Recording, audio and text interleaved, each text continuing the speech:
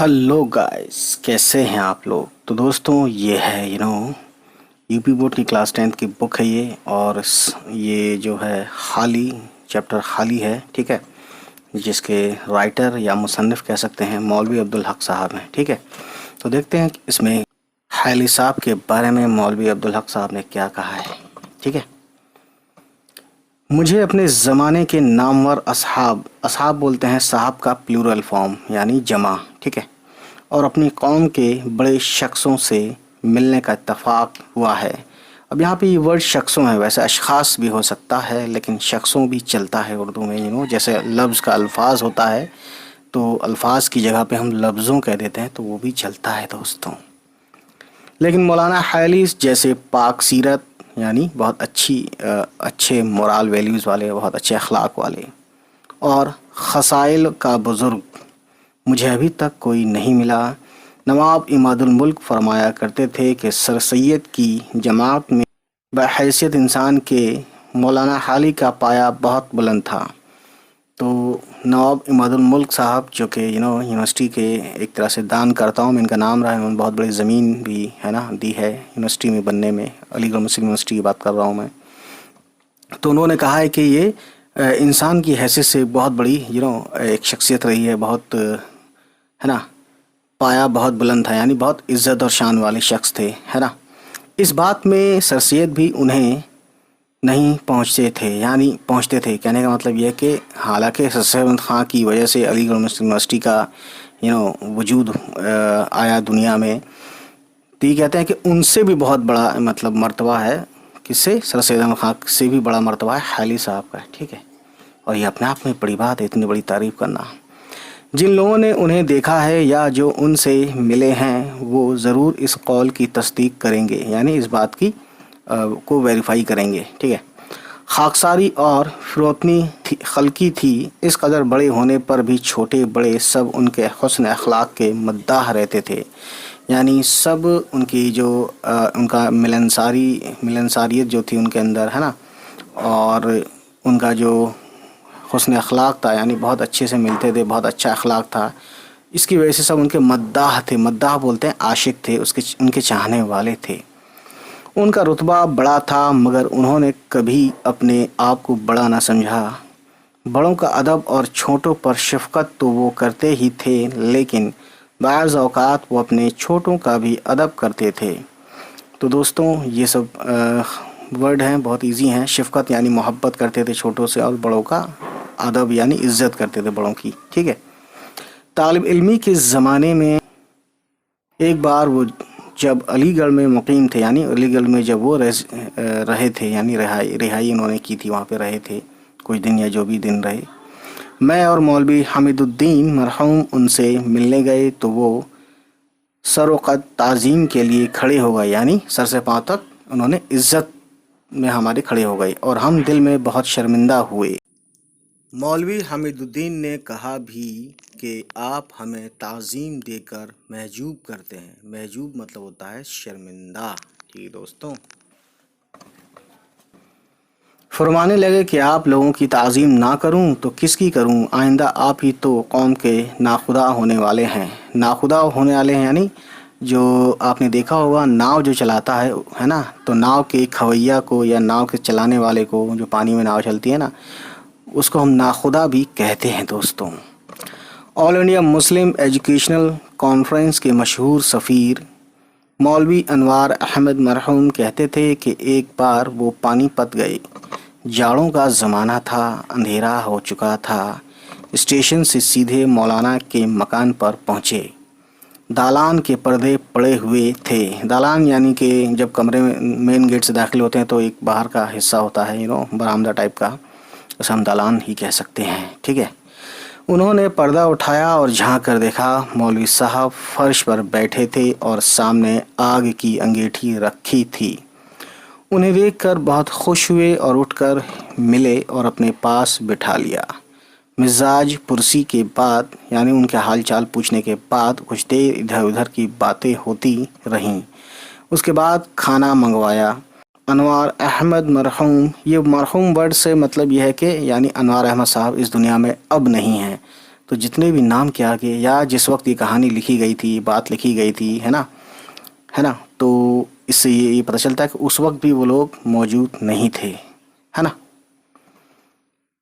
کھانے کے بہت شوقین تھے۔ پانی پت کی ملائی بہت مشہور ہے۔ اب پتہ نہیں دوستوں، یہ کافی 100 سال پرانی یا 60-70 سال پرانی بات ہے۔ ان کے لیے ملائی منگوائی، کھانا کھانے کے بعد کچھ وقت بات چیت میں گزرا، پھر ان کے لیے پلنگ بچھوا کر بستر کر دیا اور خود آرام کرنے کے لیے اندر چلے گئے۔ یہ بھی تھکے ہوئے تھے، پڑھ کر سو رہے، یعنی سوتے چلے گئے، نیند آ گئی مطلب۔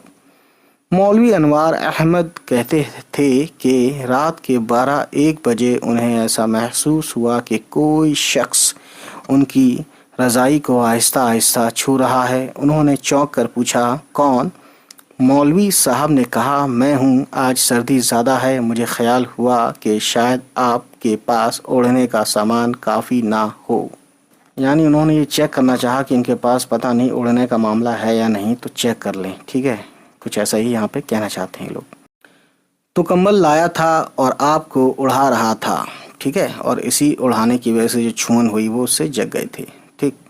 انوار احمد صاحب کہتے تھے کہ مجھ پر ان کی اس شفقت بولتا ہے محبت، پیار، محبت، شفقت کا ایسا اثر ہوا کہ عمر بھر نہیں بھول سکتا۔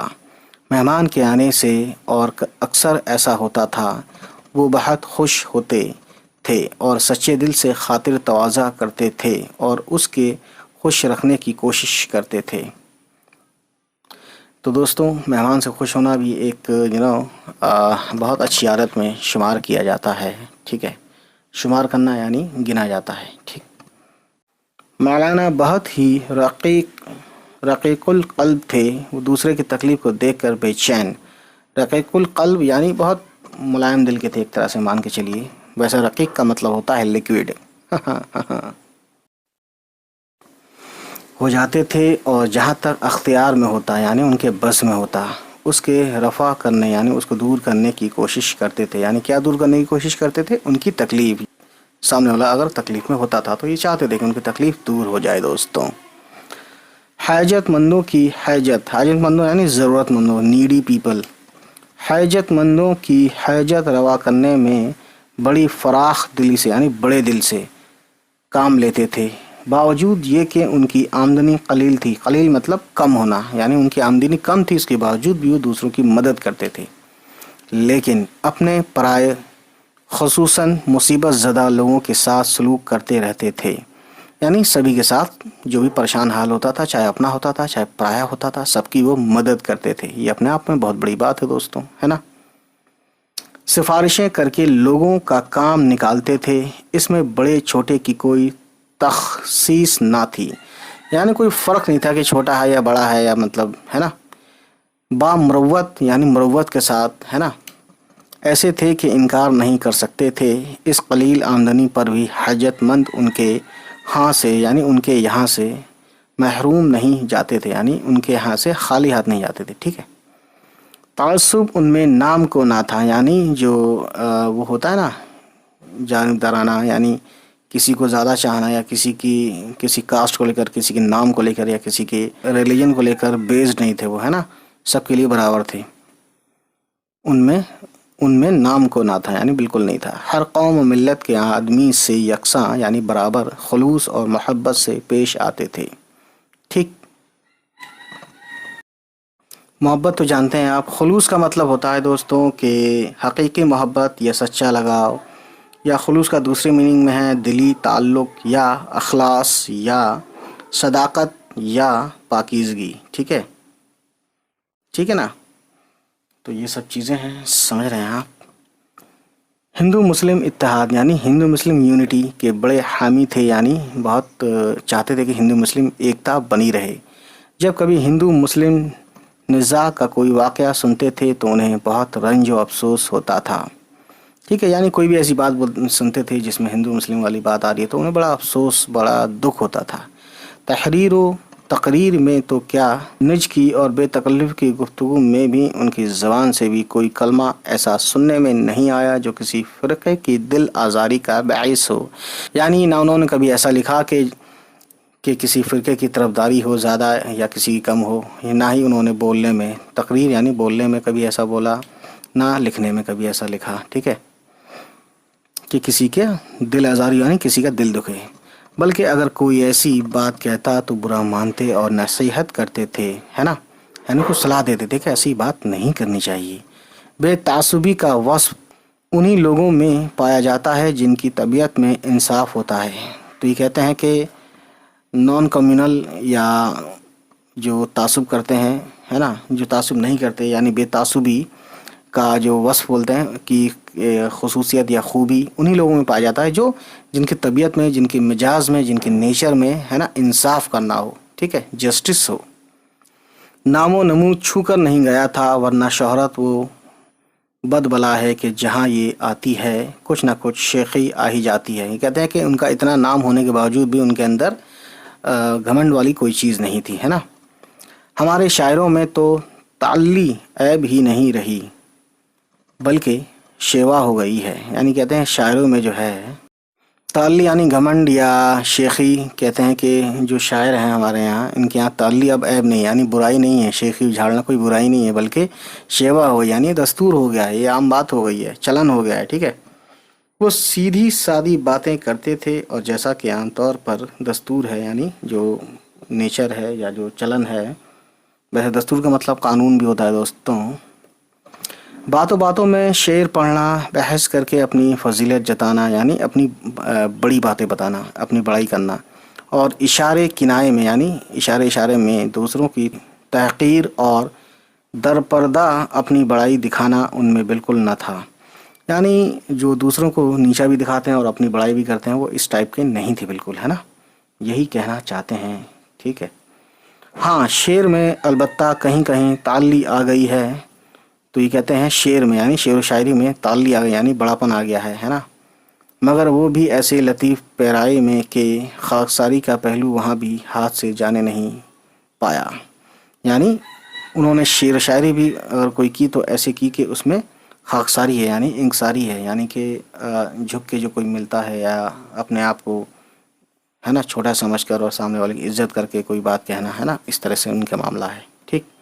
تو خاکساری کا مطلب ہوتا ہے کہ ہمبلنیس، ہے نا،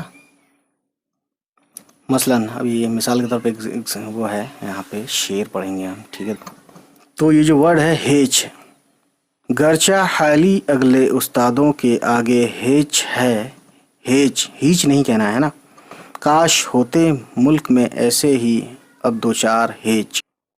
تو ہیچ کا ورڈ ہوتا ہے دوستوں کچھ نہیں، یا کم یا فیکا یا نکما بھی کہہ سکتے ہیں یا نکارا بھی کہتے ہیں، ہیچ کا مطلب، ہے نا، تچھ بھی کہتے ہیں، تچھ پرانی، you know that very well. یا دوسرا انہوں نے ایک مثال کے طور پہ بتایا ہے کہ انہوں نے شعر و شاعری بھی کیے تو اس ہمبلنس سے کیے کہ کسی کی کوئی برائی بھی نہیں ہو رہی ہے نا، اپنے آپ کو چھوٹا بنایا ہے، بتایا ہے، ہیچ کہہ دیا ہے، ٹھیک ہے۔ مال ہے نایاب پر گاہک ہیں اس سے بے خبر، شہر میں کھولی ہے حالی نے دکان سب سے الگ۔ ان کا ذوق شعر اعلیٰ درجے کا تھا، جیسا کہ حیات سعدی ایک بک کا نام ہے دوستوں، یا یادگار غالب اور مقدمہ شعر و شاعری سے ظاہر ہے، لیکن وہ خواہ اس کی نمائش نہیں کرنا چاہتے تھے۔ ہاں جب کوئی پوچھتا یا اتفاق سے بات آ پڑتی تو وہ کھل کر اس کے نکات بیان کرتے تھے، یعنی اس کے پوائنٹس بیان کرتے تھے، ٹھیک ہے۔ ہمارے ہاں یہ دستور سا ہو گیا ہے کہ جب کبھی کوئی کسی شاعر سے ملتا ہے تو اس سے اپنا کلام سنانے کی فرمائش کرتا ہے نا، یعنی جیسے کوئی کسی شاعر سے ملتا ہے تو وہ سوچتا ہے کہ اس سے وہ اپنا کلام سنائے، ٹھیک ہے، یعنی خود بھی اپنے آپ کو چیک کرتا ہے کہ شاعر صاحب ہمارے کلام کو سنیں گے تو کچھ نہ کچھ بولیں گے۔ شاعر تو شاعر ہے، اس لیے فرمائش کرتا ہے کہ اسے بھی اپنا کلام سنانے کا شوق گدگداتا ہے، اور جانتا ہے کہ اس کے بعد مخاطب بھی اس سے یہی فرمائش کرے گا، اور بعض اوقات تو اس کی بھی ضرورت نہیں پڑتی، بغیر فرمائش ہی اپنے کلام سے محظوظ فرمانے لگتے ہیں، یعنی بنا فرمائش کے ہی اپنا شعر و شاعری چالو کر دیتے ہیں، ان کا ہی کہنا ہے۔ دوسرے لوگ اس لیے فرمائش کرتے ہیں کہ شاعر ان سے اس کی توقع رکھتا ہے، بعض شاعر تو اس کے لیے بے چین رہتے ہیں کہ ہم سے کوئی فرمائش کرے ہم پھٹافٹ سے شعر کہنا چالو کر دیں، لیکن بعض کا مطلب ہوتا ہے کہ بعض لوگ سچے دل سے اس بات کے آرزومند ہوتے ہیں کہ کسی بڑے شاعر کا کلام اس کی زبان سے سنیں، ٹھیک۔ تو لوگ مولانا حالی سے بھی فرمائش کرتے تھے، وہ کسی نہ کسی طرح ٹال جاتے تھے، یعنی فرمائش کرتے تھے کہ آپ بھی سنائیں کچھ اشعار، اور اکثر یہ عذر کر دیتے تھے یعنی کوئی بہانہ یا مجبوری بتا دیتے تھے، ہے نا۔ میرا حافظہ بہت کمزور ہے، اپنا لکھا بھی یاد نہیں رہتا، یہ محض عذر لنگ ہی نہ تھا، اس میں کچھ حقیقت بھی تھی، لیکن اصل بات یہ تھی کہ وہ خود نمائی سے بہت بچتے تھے۔ خود نمائی یعنی اپنی تعریف کرنا، اپنی باتیں بڑی بڑی بیان کرنا، اس طریقے سے مطلب، ٹھیک ہے، یا اپنا کچھ جیسا اپنا ہی ٹیلنٹ بتاتے رہتے ہیں آل ٹائم آلویز، تو اسے ہم بولتے ہیں خود نمائی، اور یہ تھوڑا بہت سب میں ہوتا ہے دوستوں، کیا کیا جائے۔ آج کل تو ہمارے اکثر شاعر لے سے یا خاص طور پر گا کر پڑھتے ہیں، یعنی گا کر بھی پڑھتے ہیں کچھ شاعر، ان کا ذکر نہیں، لیکن جو تحت اللفظ پڑھتے ہیں ان میں بعض طرح طرح سے چشم و ابرو، ہاتھ، گردن اور جسم سے کام لیتے ہیں، یعنی گیسچر اور پوسچر بھی اپنا جو ہے پورا ریپرزینٹ کرتے ہیں، ہاتھ ہلا کے بات کرتے ہیں، ہاتھ ہلا کے شعر و شاعری وغیرہ یہ سب، اور بعض اوقات یعنی کچھ وقتوں میں ایسی صورتیں بناتے ہیں، یعنی شکلیں بھی چینج کرتے ہیں کہ بے اختیار ہنسی آ جاتی ہے۔ مولانا سیدھے سادے طور سے پڑھتے تھے، البتہ موقع کے لحاظ سے اس طرح ادا کرتے تھے کہ اس سے اثر پیدا ہوتا تھا۔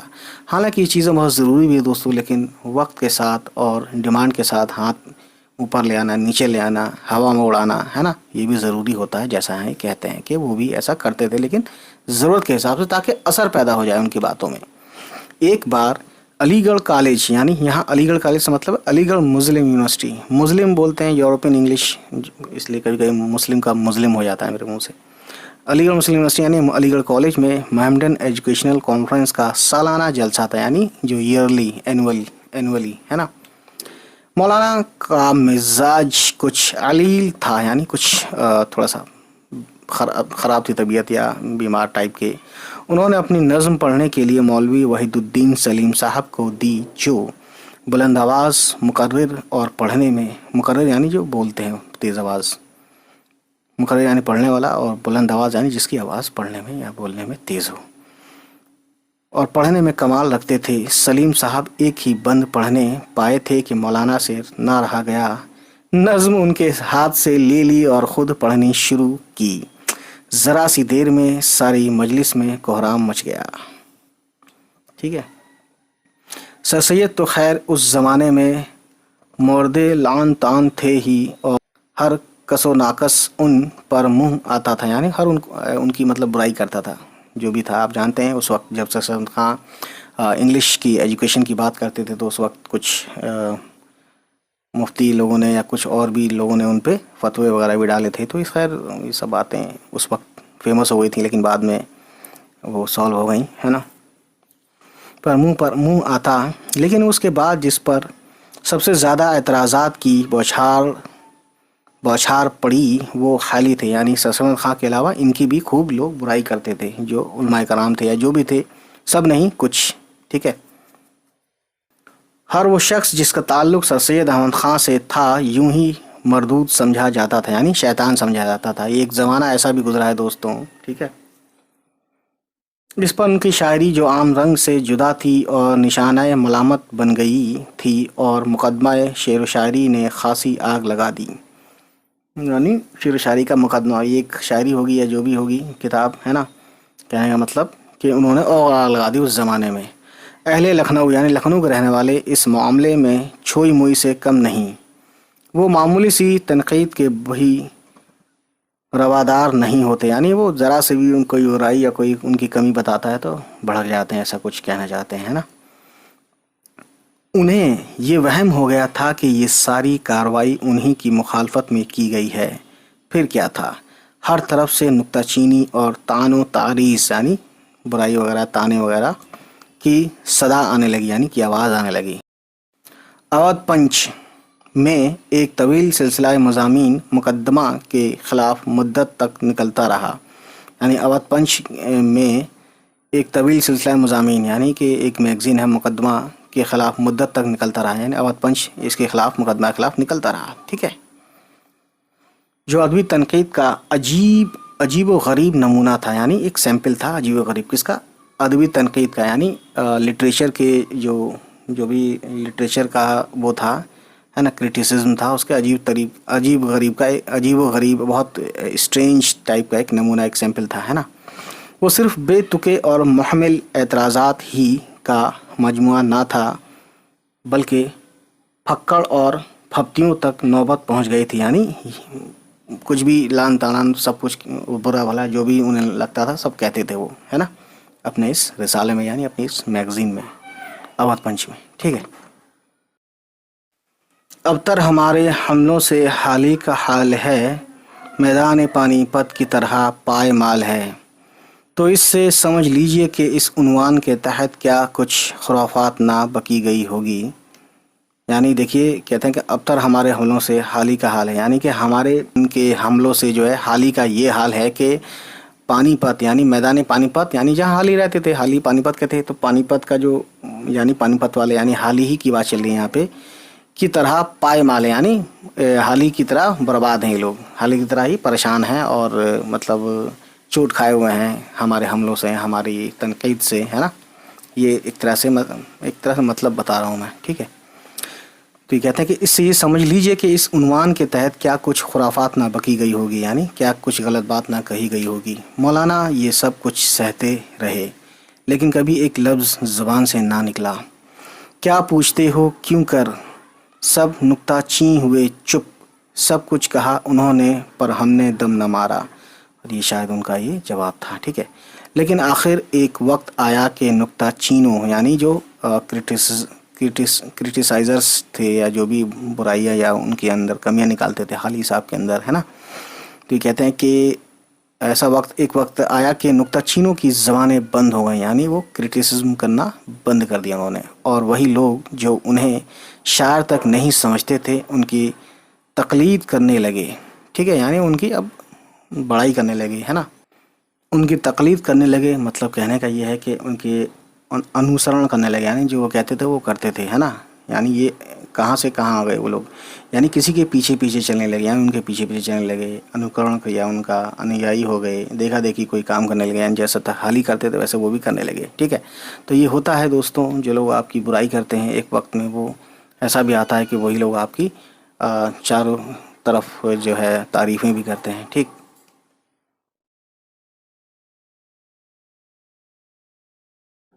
उम्मीद है गाइस ये वीडियो आपको पसंद आई हो, और अगर पसंद आई तो प्लीज़ हमारे चैनल को सब्सक्राइब कीजिएगा और उन सभी तक पहुंचाइए हमारी वीडियोस को जिनके बारे में आपको लगता है कि उनको ये वीडियोस देखनी चाहिए।